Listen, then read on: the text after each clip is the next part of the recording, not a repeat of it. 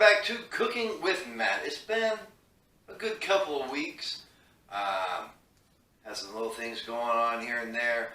For the next couple episodes, we're going to be tinkering around with some new equipment that we've got, so if you'll bear with us, this episode, we're going to be doing smoked meatloaf. That's right, smoked.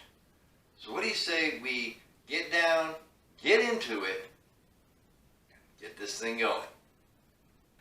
So what we're going to do is we're going to start off with the glazing right off the top, and once we get the glazing going, you'll see why we're starting off with this. And we're going to start off with 2/3 of a cup of ketchup.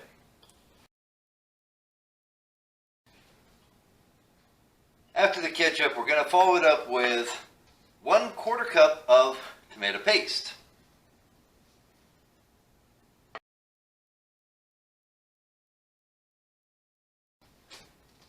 The next thing we're going to add will be 2 teaspoons of the apple cider vinegar right here.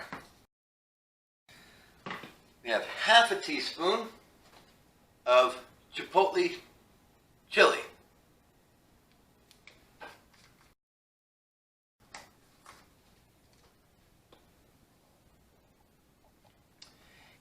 And the next thing you're going to add is 2 tablespoons, which unfortunately I don't have a tablespoon measuring spoon, of your favorite dry rub. There's 1/2.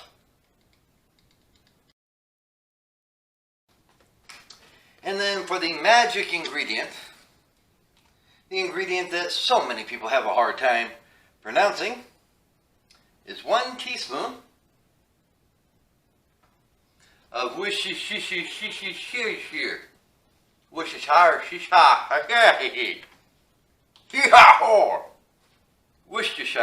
sauce. Now that we have all the ingredients, we're just going to mix it up.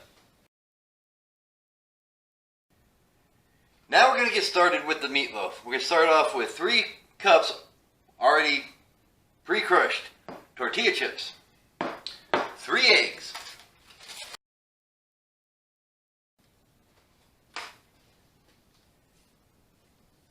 1 tablespoon of chopped garlic, 1 small onion grated,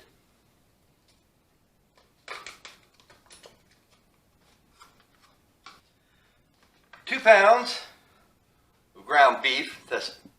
On this one, I actually had vacuum sealed and frozen.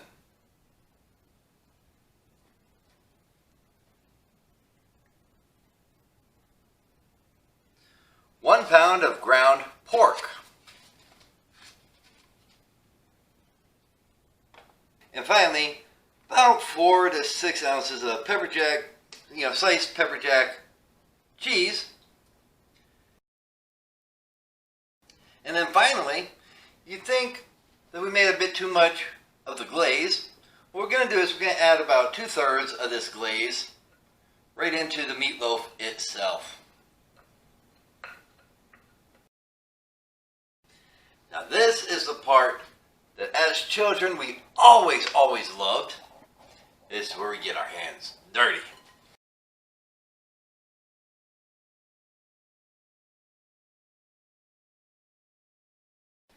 Next thing you're going to do is you're going to take all this meat and you're going to form it into whatever kind of loaf of meatloaf that you're going to want. The next thing you're going to want to do, and I'm going to do it after I explain it, is lightly cover.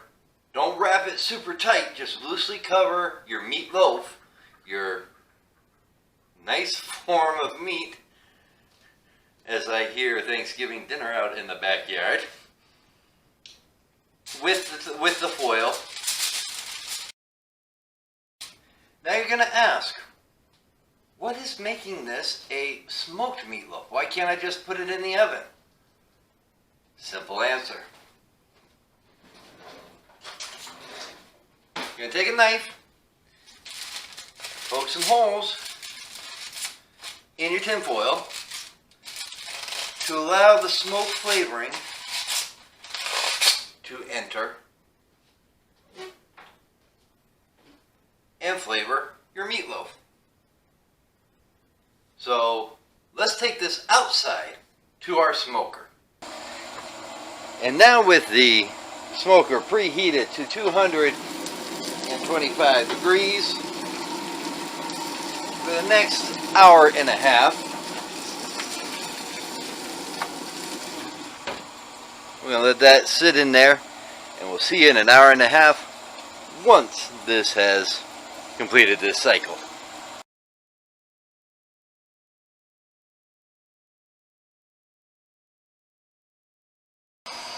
And so here we go.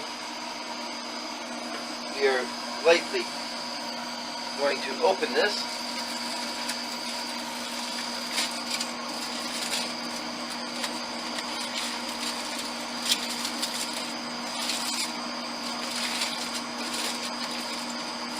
You can hear the crickets and everything in the background, I'm sure. The sun has set, that's why we went to night vision. We're going to take the remainder of this glaze and put it right over the meatloaf. We're going to close it down here. We're going to let it go for another hour and a half, or until the internal temperature is 165. One good key to remember is that it's going to roughly be 1 hour per pound of meat. So we had 2 pounds of ground beef, 1 pound of ground pork, 3 pounds, 3 hours. So we'll see what it looks like as soon as it's done.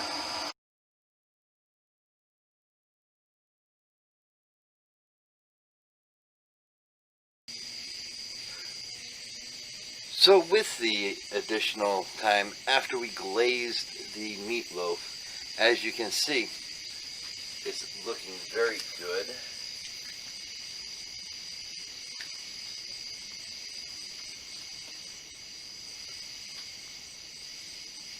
But we're going to bring it inside so you can see it in color.